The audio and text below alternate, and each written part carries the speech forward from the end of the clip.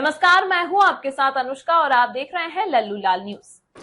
आज बॉलीवुड के दिग्गज अभिनेता शम्मी कपूर की जयंती 21 अक्टूबर 1931 को मुंबई में जन्मे शम्मी कपूर को उनके जमाने के सबसे एनर्जेटिक और चार्मिंग अभिनेताओं में गिना जाता है। उनके स्टाइल और अभिनय की एक अलग ही छाप रही, जिसे लोग आज भी याद करते हैं। लेकिन उनके जीवन का एक और पहलू था जो इतना ही चर्चा में रहा, और वो था उनका प्रेम कहानी।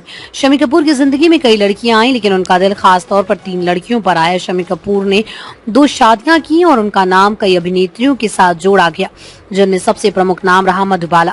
शम्मी कपूर की पहली मोहब्बत थी बॉलीवुड की सदाबहार अभिनेत्री मधुबाला। IMDb के मुताबिक जब शम्मी कपूर लगभग 20 साल के थे, तब उन्हें मधुबाला से बेइंतहा प्यार हो गया। वो उनसे शादी करना चाहते थे, लेकिन एक बड़ा अड़चन उनकी राह में खड़ा था, धर्म। शम्मी कपूर हिंदू थे और मधुबाला मुस्लिम। उस समय दोनों के परिवारों और समाज के कारण ये शादी मुमकिन नहीं हो सकी। उनकी ये प्रेम कहानी अधूरी रह गई, लेकिन मधुबाला शम्मी कपूर के जीवन का अहम हिस्सा बनी रही।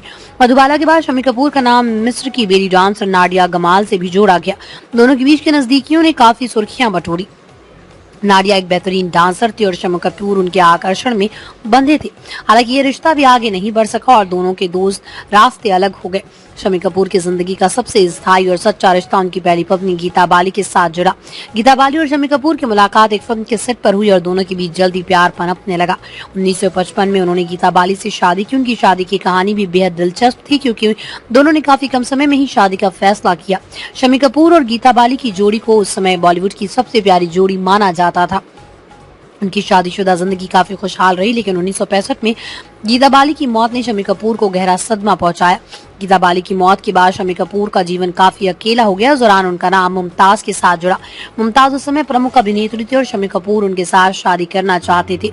शम्मी ने मुमताज को शादी का प्रस्ताव भी दिया, लेकिन मुमताज ने इसे ठुकरा दिया। मुमताज का कहना था कि वो अपने करियर पर ध्यान देना चाहती है और इस समय शादी के लिए तैयार नहीं।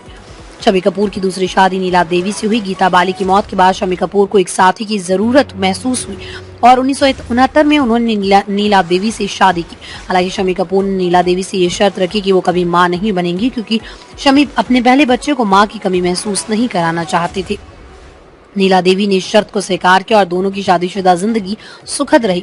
शम्मी कपूर का जीवन जितना फिल्मों में रंगीन था, उतना ही रंगीन उनकी प्रेम कहानियां भी रहीं। मधुबाला को लेकर मुमताज और गीता बाली ने नीला देवी तक शम्मी कपूर की प्रेम कहानियों से उनके फैंस के बीच काफी चर्चा बटोरी। शम्मी कपूर को आज भी उनके अभिनय और उनकी प्रेम कहानियों के लिए याद किया जाता है। आज उनकी जयंती पर उनके फैंस और परिवार उन्हें याद कर रहे हैं। अगर वो आज जिंदा होते तो 93 साल के होते। उनका जीवन और उनकी प्रेम कहानियां हमेशा बॉलीवुड के इतिहास का हिस्सा रहेंगी और उनकी ऊर्जा और अभिनय को भी कभी भुलाया नहीं जा सकता।